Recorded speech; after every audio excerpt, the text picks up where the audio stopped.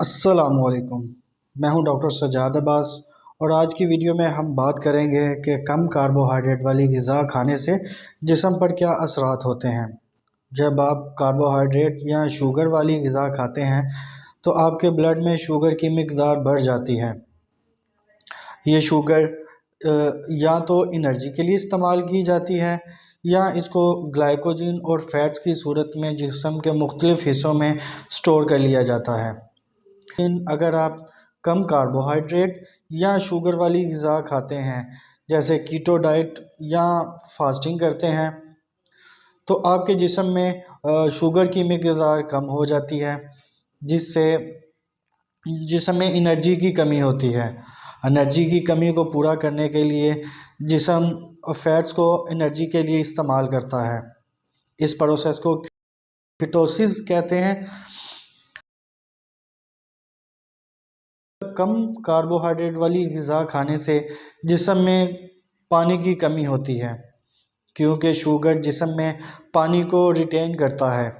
Carbohydrate کی کمی اور کیٹوسس کے نتیجے میں بننے والے کیٹون سے آپ تھکاوٹ، کمزوری یا سر درد محسوس کر سکتے ہیں۔ اس کو کیٹو فلو کہتے ہیں اور اس کی علامات بالکل ایک عام فلو کی طرح ہوتی ہیں، لیکن یہ علامات چند دن رہتی ہیں اور پھر ختم ہو جاتی ہیں۔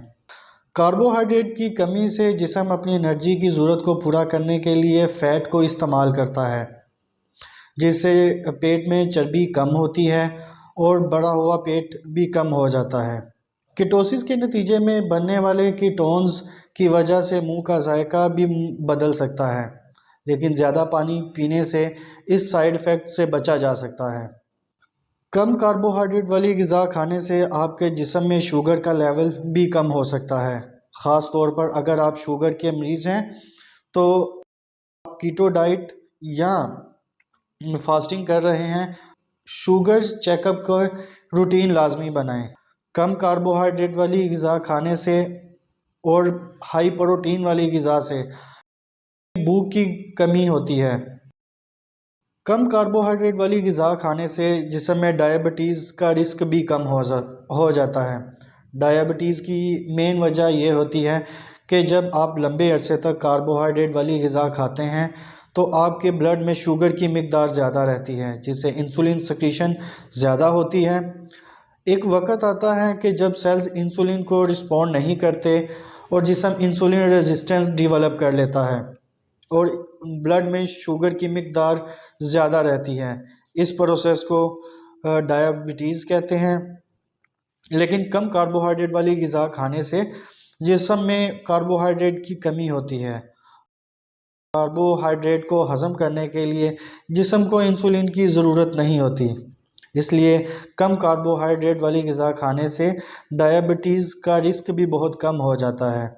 کم کاربوہائیڈریٹ والی غذا کھانے سے جسم میں انرجی کا سورس فیٹس ہوتے ہیں، جس سے ان ہیلدی فیٹس جسم میں کم ہوتے ہیں اور ہیلدی فیٹس جیسے ہائی ڈینسٹی لائپوپروٹین کا جسم میں اضافہ ہوتا ہے اور جسم میں کولیسٹرول بلڈ کی شریانوں میں جمع نہیں ہوتا اور شریانوں کو بلاک نہیں کرتا ہے اور اس کی وجہ سے مختلف بیماریاں جیسے دل کی بیماریوں سے بچا جا سکتا ہے۔ کم کاربوہائیڈریٹ والی غذا کھانے سے جسم فیٹس کو انرجی کے لیے استعمال کرتا ہے، جس سے جسم میں فیٹ سٹور بہت کم ہو جاتا ہے اور اس سے وزن میں کمی بھی محسوس ہوتی ہے۔ کم کاربوہائیڈریٹ والی غذا کھانے سے اور فیٹس کی زیادہ یوٹیلائزیشن سے بلڈ میں کولیسٹرول لیول کم ہوتا ہے اور اس سے بی پی بھی کنٹرول کیا جا سکتا ہے۔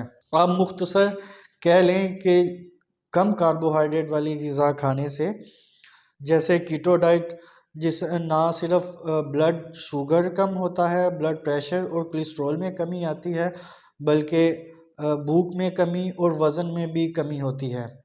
اس لیے اپنی صحت کو بہتر بنانے کے لیے ایسی غذا کھائیں جن میں کاربوہائیڈریٹ کم ہو لیکن دوسرے نیوٹرینٹس جیسے پروٹین، ہیلدی فیٹس، وائٹامنز اور منرل کی مقدار زیادہ ہو۔